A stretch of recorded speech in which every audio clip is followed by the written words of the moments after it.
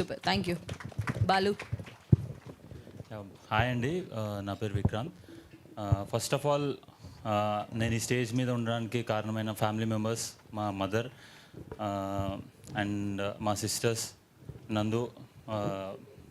Thank you for supporting me.